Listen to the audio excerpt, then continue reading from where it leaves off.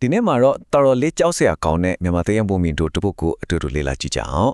ဒီပုံမြင်ကလေလူတစ်ယောက်ကိုကြောက်စိတ်ဝင်လာအောင်ဘယ်လိုနီလန်းတွေ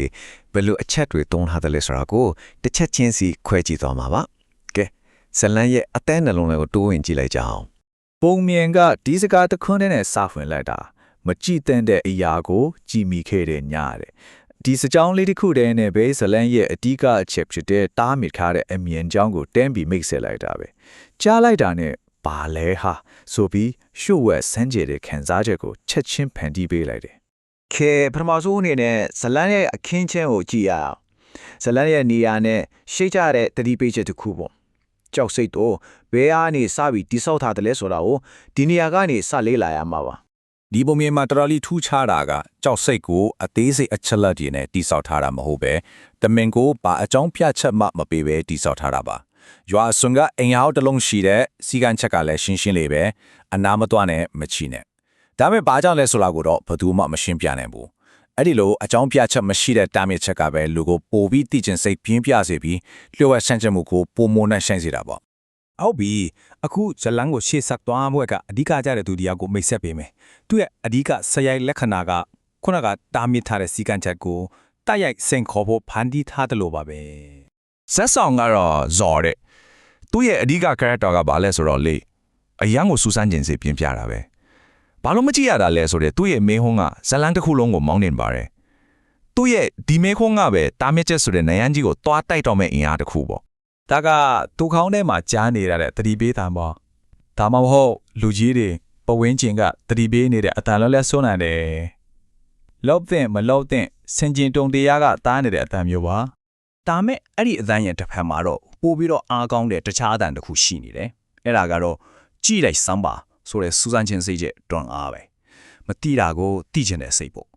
့ဒီစမ်းကျင်ဘက်အတန်တစ်ခုကသူ့ရဲ့အတွင်းစိတ်ထဲကပြိပခါကိုကွက်ကွက်ကွန်းကွန်းမြင်သာစေတယ်ကဲအခုဆိုရင်တော့ဇော်တီယောအန်ဒီယန်နေမီတွေကိုခြေတလန့်လမ်းတော့မယ်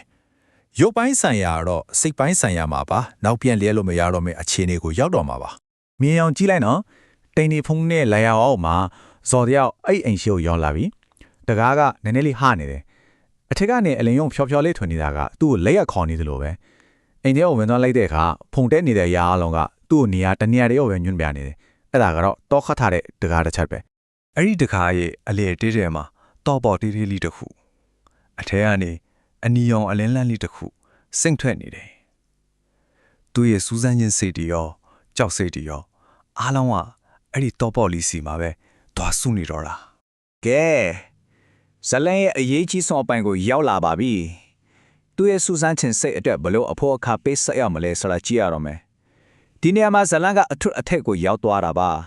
သူကိုကိုင်းလိုက်ပြီစိတ်လှုပ်ရှားမှုကိုအမြင့်ဆုံးဖြစ်အောင်ဒီရိုးရှင်းတဲ့လှုပ်ဆောင်ချက်လေးနဲ့တည်ဆောက်ထားပါတယ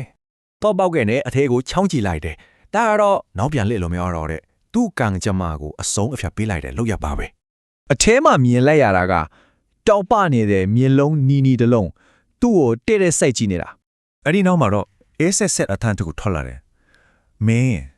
ငါ့ကိုကြည့်မိပြီတဲ့ဆိုလိုတာကကြည့်မိသွားတာနဲ့ထောင်6ထက်ကိုတဲတဲဝင်သွားပြီဆိုတဲ့အတိတ်ပဲဒီပုံမြင်ရဲ့တကက်ကြောက်စရာချက်ကအထဲကတတ်တဝါကြီးမဟုတ်ဘူးအကြီးကိုယ်တိုင်ကထောင်6ဖြစ်နေတာ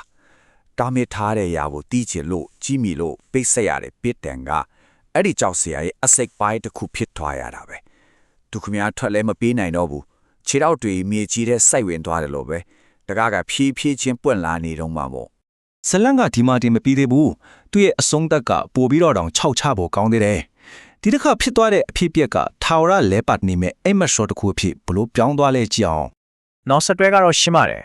်နောက်ထပ်နေ့မနေ့လင်းတဲ့အခါမှာတော့ဇောဟာပါတဲလွန်းစာမှာမကြံပဲလုံးဝကိုပျောက်ချင်းမလားပျောက်သွားရတယ်ဒါမဲ့တကယ်အလဲပြောင်းကဒီမှာအရင်တုန်းကအဲ့ဒီတော့ပေါက်ကနေကြည့်ရင်မျက်လုံးနေတစ်လုံးပဲမြင်ရအခုတော့အထဲမှာကြီးနေတဲ့မျက်လုံးတွေကတစ်လုံးမကောတော့ဘူးပိုများလာတယ်အတိတ်ဘက်ကဇော်ဟာပျောက်တော့တာမဟုတ်ဘူးအဲ့ဒီအင်းတွေကကြောက်စရာတွေထဲကိုပေါင်းထည့်ခံလိုက်ရတာဆိုတော့အမောင်ထဲကနေစောင့်ကြည့်နေတဲ့မျက်လုံးအရဲ့အတော်ကတစ်လုံးထက်ပိုသွားပြီဒီကြောက်စရာတန်တရားကပိုပြီးကြီးထွားလာတယ်ဆိုတဲ့သဘောပဲကဲဒီဇလန်ခွဲချမ်းစိတ်ဖျားမှုကိုမေခွန်းလေးသူနဲ့အဆုံးတက်လိုက်မယ်နောက်တစ်ယောက် အဲ့ဒီတော့ပေါ့ကိုချောင်းကြည့်မဲ့သူကဘယ်သူဖြစ်မလဲဒီမေခွန်းကပုံပြန်တဲ့ကသတိပိချက်ကိုနားထောင်နေတဲ့ကျွန်တော်တို့စီကိုပါဦးလဲလာစေပြီးဒီကြောင့်မှဖွဲ့တန်တရားကဘယ်တော့မှမပြီးဆုံးနိုင်ဘူးဆိုတော့ကိုအရင်ရွက်ပြနေတယ်လို့ပါပဲ